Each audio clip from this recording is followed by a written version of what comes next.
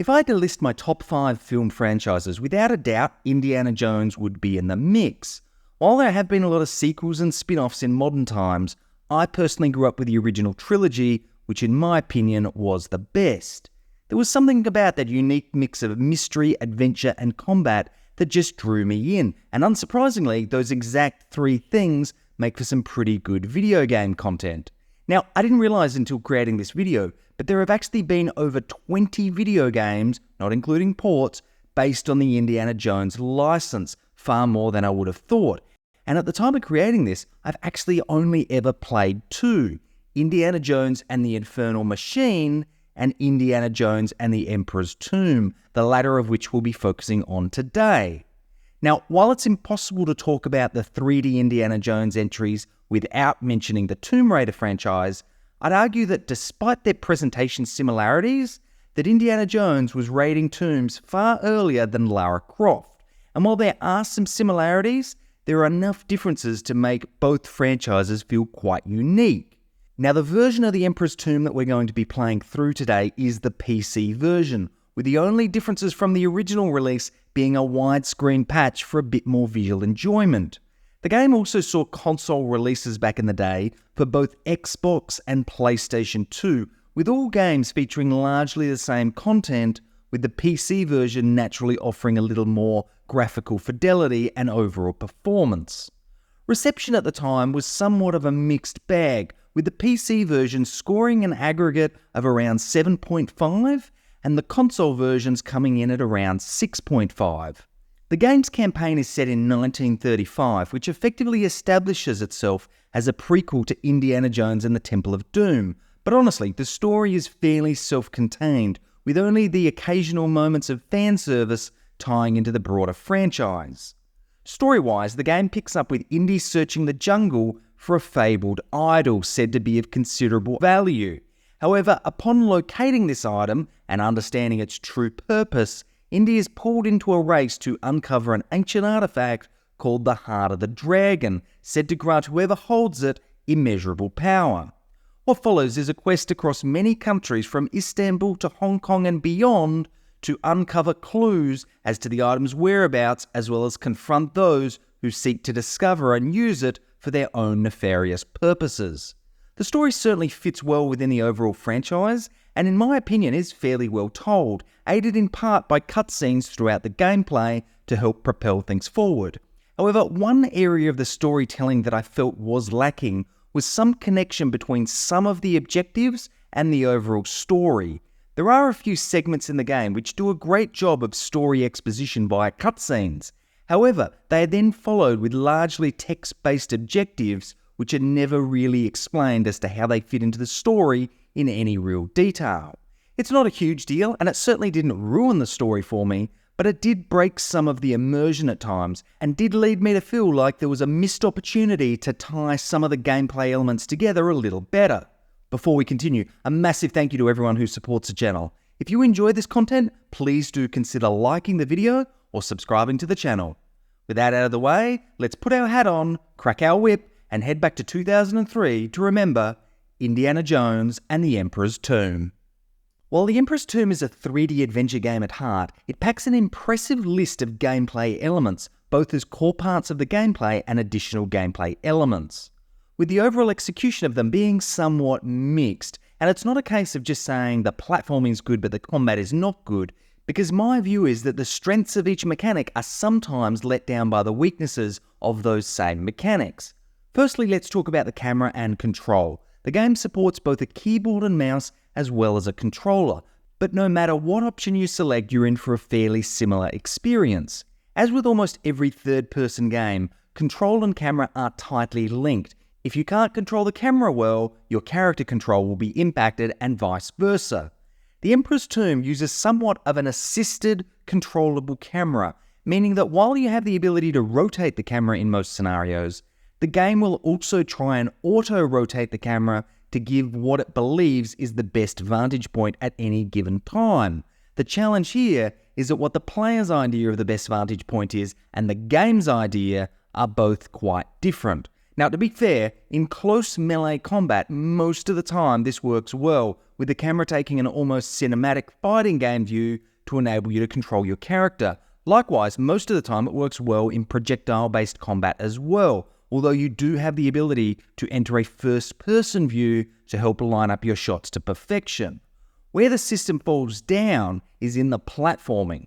I lost count of the times I died because I fell to my death after starting a jump facing one position, only to have the camera move my position as I executed the jump, often making me fall to my death.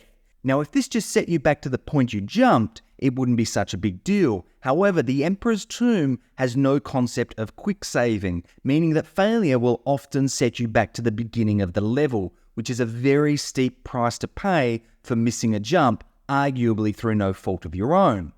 Take a look at this jump, which I've slowed down. I start this jump facing where I need to face, but as soon as I begin my run up to jump, the camera pivots me, making me miss the jump and fall to my death. Now, you do learn to compensate for this as the game progresses, but it remains far from ideal for the majority of the adventure. Outside of the camera challenges, the control is fairly good, with the exception of some of the jumping and rope use mechanics. In particular, Indy doesn't seem to be able to grab ledges which are angled, meaning you need to ensure that whenever you jump between ledges, you do so on a straight angle. And when swinging from a rope, you need to be very specific in your swinging arc, in particular where it will likely land you, which is complicated again by the camera angle. Now, I'll be honest, 95% of the time, camera and control are not an issue. However, the 5% of time where these things do let the player down, they are extremely punishing and hurt the overall experience. Combat, on the other hand, is very satisfying in the Emperor's Tomb, with Indy being able to use everything from his bare fists to a fairly robust set of weapons, as well as certain environmental objects such as chairs and bottles. There's also throwables, which do an extraordinary amount of damage, and if you're not careful, can be returned to you thanks to some fairly resourceful AI. Indy's iconic whip, of course, also plays a role in combat, offering the ability to smack a weapon right out of someone's hand or grab the entire enemy and pull them towards you Mortal Kombat style. However, just like Indy can pull the weapons out of his enemies' hands, enemies can knock Indy's weapons out of his hands, meaning Indy will have to re-pick up these weapons during combat. Now, this sounds frustrating, but actually it's quite entertaining. Oh, and here's a nice touch. Indy's hat can also get knocked off, requiring him to pick it up if he wants to continue the level with a hat. There are various stealth sections within the game, however they never really overstay their welcome, making them a nice addition to mix up the combat as opposed to a frustration. One of the other things which never overstays its welcome is the overall puzzle segments. The puzzles here are very well thought out and often have unique minigame segments to help solve them. Part of what makes this memorable is that it can often tie into the environment, which often requires some out-of-the-box thinking to complete successfully. Now, while a lot of the game's mechanics are serviceable, there are some areas that I think could have definitely been improved upon. Firstly, the lack of a quick save system with a camera which sometimes does not cooperate is definitely frustrating.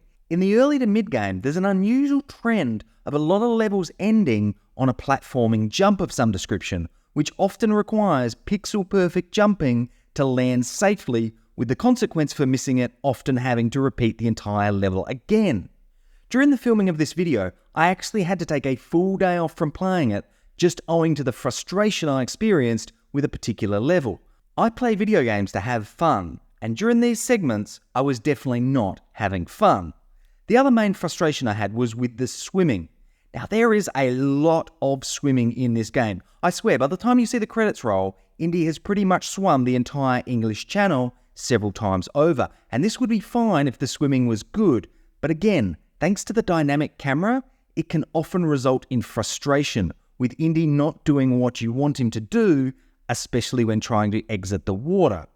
Overall, the gameplay of the Emperor's Tomb is solid, but there are certainly some questionable decisions and implementations of mechanics that make me wonder how well it was originally tested.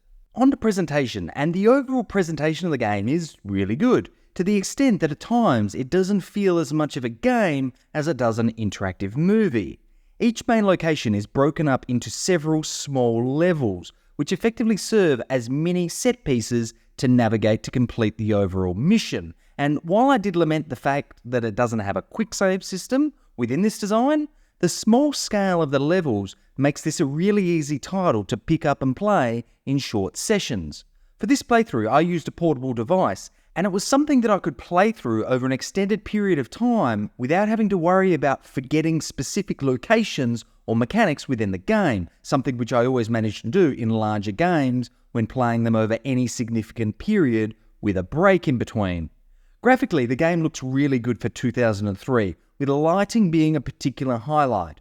While there was certainly no ray traced reflections or other modern lighting techniques used here, what's here does a great job of conveying the ambience of the levels as well as adding a lot more depth to the immersion. Likewise, the textures are all appropriately high resolution, helping to really sell the aesthetics of the environments being displayed and making it look like a game that was released much later than 2003. Perhaps the only questionable component of the presentation is oddly the menu, with you having to go through an unnecessarily long process to first load your game and then play your game. Based on the design here, I suspect that it was designed for consoles initially and then just never got changed for the PC release. Obviously, it's far from game-breaking, but for a title that does lend itself to short, frequent playtime, it's not quite as seamless as it could be. Throughout my entire playthrough, I encountered maybe 1 or 2 bugs, but certainly nothing that created any in-game issues apart from some mild amusement. Now, Indiana Jones has one of the most iconic theme songs in history, and I'm pleased to report that it's here in all of its glory, along with a new set of audio tracks which are dynamically triggered as you progress through the game. Voice acting, while not having the original talent, is solid, and to be fair, in the case of Indy, sounds pretty close to the Harrison Ford original in my opinion. Sound effects are also very good, with the thuds from melee combat and the piercing pistol shots helping to elevate the overall intensity of the combat. Overall, I can't fault the sound design at all. It suits the title perfectly, and I'm very thankful they chose to license the iconic theme song. Now, Indiana Jones and the Emperor's Tomb is an interesting game. It's a good case for the argument that the sum of its parts are more valuable than its parts in isolation. What I mean by that is it's not the best platformer, and it's not the best third-person combat game, but it's a pretty good third-person combat platformer. My personal view is the reception at the time of the release was a little harsh on the game and may have been a byproduct of frustration at some of the individual elements as opposed to a complete view of the total package. With the release of the Tomb Raider Remastered Collection, we've seen that there is definitely a market for these type of titles to be made more accessible to modern audiences, and I honestly believe that with a few tweaks to the game, it would be a candidate for a remastering, because the underlying gameplay is solid, more so than several of the Tomb Raider entries in my opinion. But that's enough from me. Do you agree or disagree with my opinions? Let me know down in the comments below. And as always, thanks for watching.